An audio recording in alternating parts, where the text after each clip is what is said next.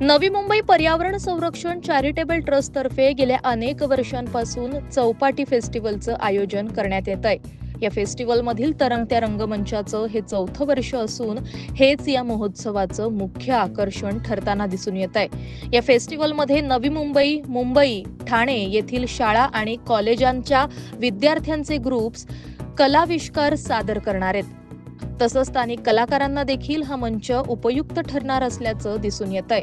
महिला बचत गटांसाठी मोफत देण्यात येणाऱ्या स्टॉल्सच्या माध्यमातून कोकणी, मालवणी आणि आगरी पद्धतीचं सर्व प्रकारचे शाकाहारी आणि मांसाहारी भोजनाची मेजवानी खवय्यांना मिळणार आहे। फेस्टिवल स्पेशल म्हणजे पहिला तरंगता म्हणजे हाच स्पेशल आहे आणि गेली 17 वर्ष जो आपण कार्यक्रम करतो ह्या नवी मुंबईतल्या मुलांना, कलागुणांना वाव देण्यासाठी कार्यक्रम करतोय।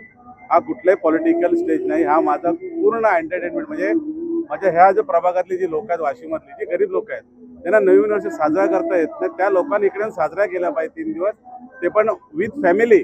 इथे आल्यानंतर आनंद घ्यायचा आहे, कमी पैशात जेवायचं आणि मगच घरी जायचंय, हा कन्सेप्ट घेऊन आम्ही गेली 17 वर्ष चाललोय आणि त्याला भरघोस यश नवी मुंबई जनता देते। त्यामुळे आम्ही आनंदी आहोत, साजरा करताना आम्हालाही आनंद वाटतो। यावर्षी थोडं दुःखाचं सावट होतं, आमचे मनमोहन सिंग पंतप्रधानांचं मृत्यू झालेला आहे, त्यांचं अंत्यविधी उद्या होणार आहे, म्हणून थोडं शांत पद्धतीने आम्ही केलेलं आहे। तर गेले 3 महिने आम्ही याची तयारी करत असतो आणि लोकांच्या आवडी खातर, प्रेमा खातर आम्हाला कार्यक्रम आज करावा लागला। पुढचे 2 दिवस इथं चौपाटी फेस्टिवल चालू राहणार आहे, काय आव्हान नागरिकांना करा? मी नागरिकांना एवढंच आवाहन करणार आहे, नवीन वर्ष येत आहे,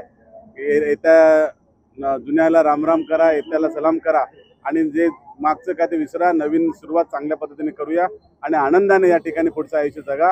आपल्या सर्व मनोकामना पूर्ण व्हावं तेवढी इच्छा या ठिकाणी मी लोकांच्यासाठी देवाकडे प्रार्थना करतो। चौपाटी फेस्टिवलची वार्षिकता नेहमीच वाट पाहत असतात आणि अविनाश लाड आणि त्यांची मिसेस, पुन्हा वैभव त्यांची मिसेस, या दोघी नगरसेविका राहिल्या, त्यांचा ह्याच्यामध्ये फार मोठा एक हिस्सा असतो लोकांना एकत्रित आणून।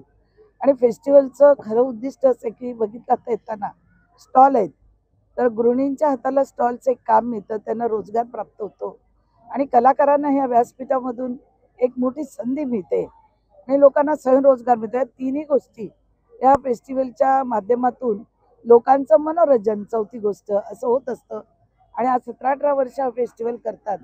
फेस्टिवल करणं इतकं सोपं नसतं, बोलणं सोपं असतं, पण फेस्टिवल करणं खूप कठीण काम असतं व महिना जातो ते काम करताना, त्याच्या परवानग्या वगैरे घेताना। आणि मी कौतुकच करेन की वाशीचे हृदय आहे, ही जागा जी आहे ते हजारो लोक सकाळी वॉकला येत असतात, तर त्याच्यामुळे त्या लोकांना हे फेस्टिवलचं एक वेगळं आकर्षण असतं आणि ते देण्याचं काम हे लोक करतात।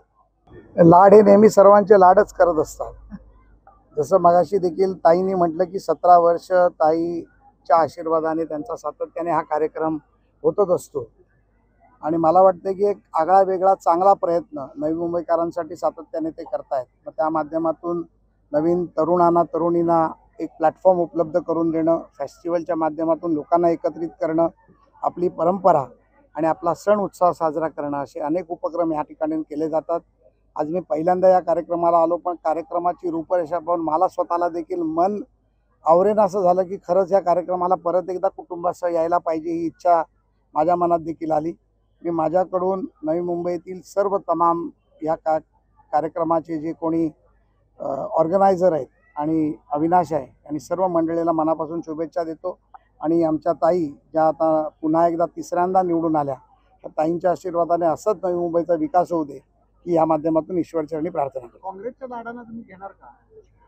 नाही, आता ते काँग्रेसचे राहिलेच नाही, त्याच्यामुळे कोणी कोणाकडे यावं हा त्याचा राजकीय निर्णय आहे, पण भारतीय जनता पार्टीमध्ये प्रत्येकाचं आम्ही स्वागतच करतो। सर, तुम्ही एक आता भाषणामध्ये वक्तव्य महाराष्ट्र न्यूज 24 साठी अनिश बाबर, नवी मुंबई।